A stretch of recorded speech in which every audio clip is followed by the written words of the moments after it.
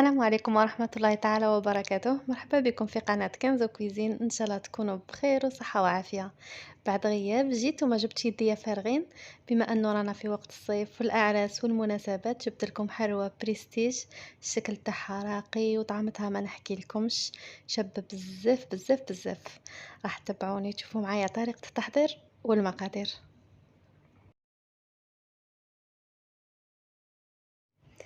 بسم الله. هنايا نبداو بلا بات صابلي اللي هي في القاعده تاع الحلوى تاعنا. نسحقوا 250 غرام مارغرين بدرجه حراره الغرفه.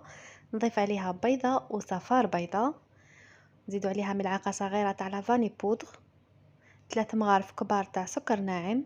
لازم نغربلوه كما تعرفوا دائما يجي فيه حبيبات. السكر تاعكم دائما نغربلوه قبل ما تبداو الحلوى. نزيد نضيف عليها قرصه تاع الملح. نحركوا كل شيء بالفوي. كما تعرفوا رانا في وقت السخانه والمارغرين دائما تكون طريه. صافي غير الفوي نقدروا نخلطوا به. الا حبيتوا ديروا الباتر ما كاش مشكل. نحركوا بيان المقادير مع بعضهم ونبدا نضيف الفرينه بشويه. راح نضيف شويه ومن بعد نضيف عليهم ربع ملعقه صغيره تاع خميره كيميائيه. نحرك غير بالفوي قسما ينسجموا مع بعضهم. ومن بعد نبدا نخدم بيدي. نبدا نضيف الفرينه ونلم حتى نتحصل على عجينه صابلي كما تعودنا عليها من قبل. لازم العجينه تاعنا تكون طريه. نهاوليكم القوام تاعها. راح نجيب دركا كيس بلاستيكي نحطه من تحت، نحط عليه كميه من العجين، نزيد نغطي عليه كيس بلاستيكي واحد اخر ونفتحها بالحلال على سمك 3 ملم. ما لازمش تكون خشينه العجينه تاعكم. نجيب طابع مدور هذا. راح نبدا نطبع. شوفوا الطريقه تاع الطبع البنات خاصه اللي ما يعرفوش، تحطوا الطابع تاعكم وترفدوه، ما تبقاوش تديو تجيبوا فيه باسكو راح تخسر لكم الحبه. الا بغيتوا تحافظ لكم على الشكل تاعها حطوا برك الطابع وعاودوا رفدوه كيما راه، كيما راكم تشوفوا. هاوليكم السمك تاع الحبه، قلت لكم 3 ملم. نجيب السنيوه اللي تدخل الفرن، حطيت عليها هذا الطابي المشبك باش تخرج لي الرشمه. هذا الطابي تاع لي ماكارون شوفوا راه جاي مشبك. راح نطيب فوق الحلوى باش تخرج لنا هذا الرشمه اللي راهي فيه. شوفوا هنايا الحبه كي نرفدوها راح نحطوا الجهه الفوقانيه هي اللي نحطوها من تحت باسكو دائما تكون هي اللي مسقمه، وحنايا كي راح نحطوها فوق الطابي راح نسحقوا الجهه اللي من تحت اللي تخرج عليها رشيمه هي اللي راح نسحقوها. العجينه تاعنا ما نعاودوش نعجنوها، نلموها برك كيما راكم تشوفوا باسكو لا عاودنا عجناها راح تخسر معاكم تنشف. دوكا نحطوه في فرن يطيب على درجه حراره 180 درجه. نشعل عليه من التحت كي يطيب لي نشعل عليه من الفوق قيس 2 دقائق قيس ما ينشف الكاطو برك ونخرجوه. نجيو هنايا كيما تشوفوا عندي شوكولا بيضاء قطعتها قطع صغيره وراح نذوبها على حمام مائي.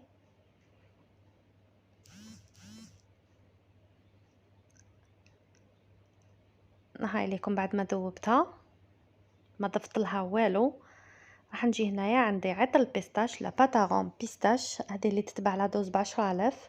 راح نبدا نضيف غير بشويه ونحرك، ما نضيفش على ضربان، راح نبدا نضيف غير بالقطره ونحرك حتى نتحصل على اللون اللي انا بغيته.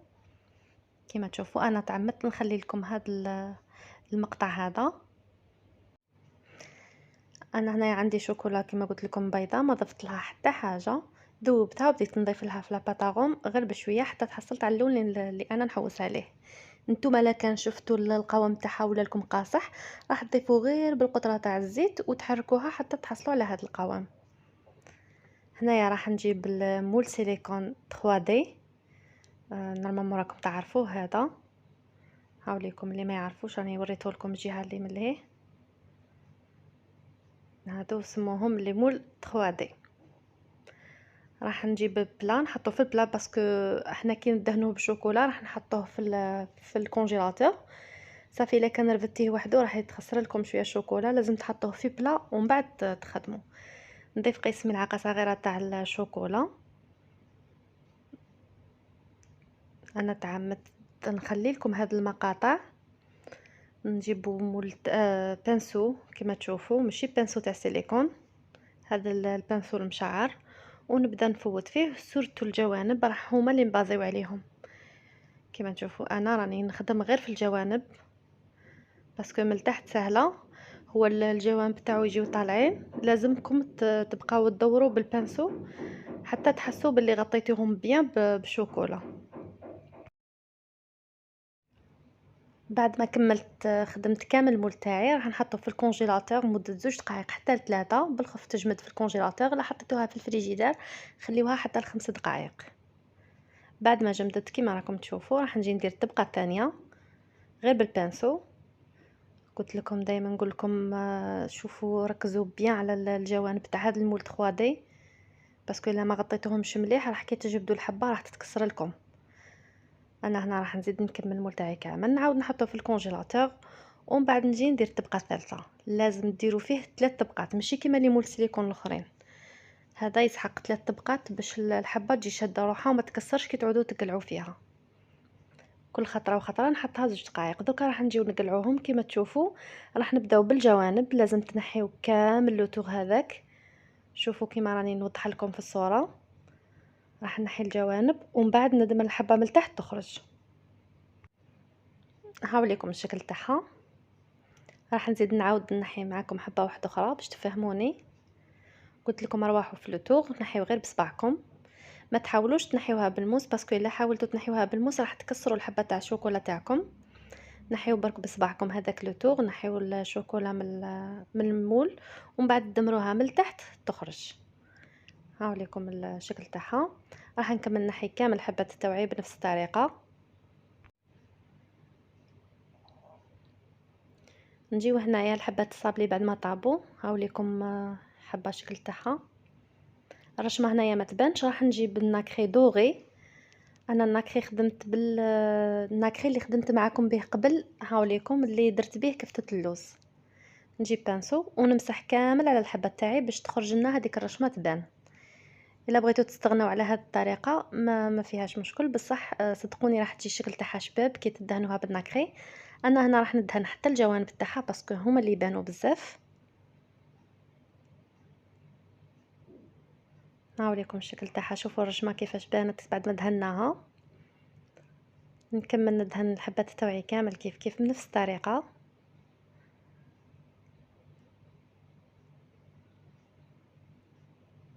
وهامليكم الحبات بعد ما كملتهم. نجيو الان الحبات الشوكولا تاعنا راح نجي ندهنهم بناكري بلون دوغي. هاوليكم اللي استعملته هذا ماشي بيض، هذا جاي بلون دوغي. نجيب لي ديسكوطون اللي نديماكيو بيهم ونفوت عليها. هذه المرحله اختياريه. شوفوا اللون تاعها كيفاش ولا شباب. نعمل لكم الحبات تاعي بعد ما كملتهم كامل. انا هنايا خدمت كميه كبيره باسكو جاتني كوموند وراجلي جاتو بروموسيون في الخدمه تاعو. صافي خدمت على خطره، خدمت شويه راجلي وكملت لا كوموند اللي عندي. نمروا الان للحشوه. هنايا عندي نسلي بالحليب اللي خدمته معكم من قبل. راح نخلي لكم الرابط تاعو في صندوق الوصف. اللي ما تعرفش صندوق الوصف تضغط برك على العنوان تاع الفيديو راح تلقاه. نضيف عليه شويه عطر البيستاش ونحرك حتى نتحصل على اللون اللي راني حباته.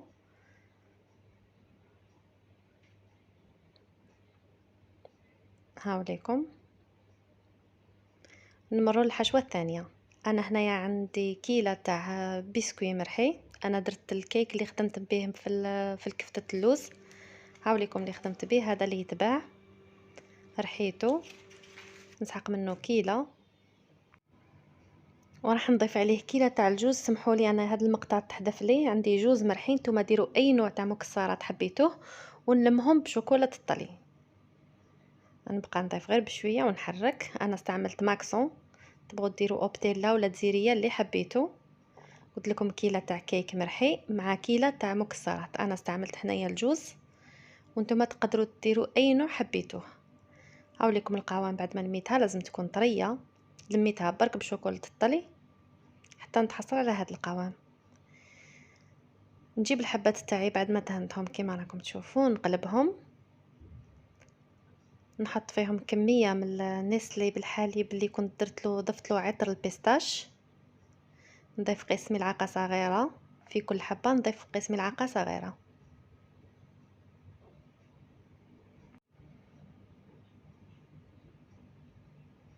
نسقمها شوية برك بالمغرف، ونجي الان نمرو نحشيوها بالحشوة الثانية. نجيب كمية كيما راكم تشوفوا، لازم تكون طرية باش تقدروا تشكلوها داخل الحبة. نحطها فوق النسلي ونسقمها غير بصبعي كيما راهي موضحة في الصورة. راح نزيد معاكم حبة واحدة اخرى. قلت لكم جيبوا كمية من الحشو اللي لازم يكون طري. ممكن ديروها يابسة راح تفورسيوها كي تجيو تدخلوها وتكسروا الحبة تاعكم. نسيو نسقموها غير بصبعنا، نغطيو النسلي، ما لازمش يخرج لكم النسلي باش ما يسيح لكمش من الحبه. وفي الاخير راح نجي نمسحها غير بالبانسو بشوكولا من التحت باش ما تخرج لناش الحشوه. سيرتو رانا في وقت الصيف، لو كان تكون شويه سخانه قادرت تخرج لكم هذيك الحشوه تسيح وتخسر لكم الحبه. انا هنا نمسحها مسحه خفيفه برك بالشوكولا والبانسو ونخليها حتى تبرد. نجيو الان نجيبو حبات الصابلي تاعنا اللي كنا دهناهم بالناكري، نحط فيهم كميه من الشوكولا. انا هنا الشوكولا كلات لي كيلو و150 غرام، خدمت بيهم الحبات تاع الشوكولا ولصقت بيهم. صافي كل شيء جاتني كيلو و150 غرام. بصح انا خدمت كونتيتي كبيره شويه كما قلت لكم. عندي كوموند وعندي بروموسيون تاع راجلي، خدمت اون فوا بور توت. نحط كميه من الشوكولا كما راكم تشوفوا ونحط الحبه تاع الشوكولا من الفوق. ونجيو الان للتزيين. انا عندي هنايا بيستاش وعندي ورد الشوش وكميه من الجوز. هاوليكم هذا ورد الشوش والجوز قسمت كل حبه على زوج. لو كان تحطوا حبه كبيره ما راحش تجي شابه باسكو رانا حاطين معاها حاجه واحده اخرى كيما البيستاش وورد الشوش. التزيين دائما نقول لكم يبقى اختياري. نمسحها شويه برك بالشوكولا، ما لازمش ديروا بزاف باسكو كان تحطوا كميه كبيره تاع الشوكولا كي تحطوا الورده تاعكم ولا الحبه تاع البيستاش راح تخرج لكم شوكولا وتبقى هكا الشكل تاعها ماشي شباب. كيف كيف مع الجوز نمسحوه مسحه خفيفه بالشوكولا ونحطوه هو تاني. ونكمل البيستاش تاني نمسحها غير شويه بالشوكولا ونحطها. كاين لاكول اليمونتير تقدروا تستعملوها بصح انا غير الشوكولا، بصح لازم تكون نفس اللون. الشوكولا اللي خدمت بيها هي اللي كملت بيها. هاوليكم الشكل تاعها. راح نجي نكمل بنفس الطريقه، نمسح غير مسحه خفيفه برك بالشوكولا ونحط الجوز ورد الشوش والبيستاش. النوع هذا من الحلويات جاي شويه واعر ويحب الدقه. البنات اللي يخدموا لي كوموند هاد الحلويات يخدموهم بالحبه ما يبيعوهمش بالكيلو. هذا السعر تاعو يكون من 12000 حتى ل 13000 باسكو كيما شفتوا المقادير اللي راهم فيه جوز بيستاش، وهذا السعر تاعو العادي باسكو كاينين اللي يحسبوه حتى ل 15000. نجي الان نحط لهم تزيين خفيف ورق الذهب كما راكم تشوفوا كلمسه اخيره برك. نتوما التزيين قلت لكم يبقى اختياري، كل وحده تزين كيما هي بغات. هاوليكم الشكل تاعها بعد ما كملناها جا شباب. مام الذوق تاعها جا هايل. وفي الاخير هاوليكم الشكل تاع الحلوى تاعنا. كما قلت لكم انا خدمت كونتيتي كبيره، صح هو شويه ياخذ الوقت بصح الا كنتي راح تخدمي كميه قليله عادي صافي تقدري تخدميه في نهار. بصح الا كانت عندك كميه كبيره راح تاخذ لك حتى اليومين باسكو فيه بزاف الخدمه. نخدموا القاعده وحدها والحبه تاع الشوكولا وحدها والحشوه وحدها. صافي لازمكم تنظموا الخدمه تاعكم باش تقدروا تخدموا نوع كيما هذا من الحلويات. ان شاء الله تكون عجبتكم وصفتنا لنهار اليوم. الى عجبتكم ما عليكم غير تخليوا لي جيم لا فيديو، وما بقى لي غير نقول لكم تهلاو لي في رواحكم وبقاو في امان الله. باي باي.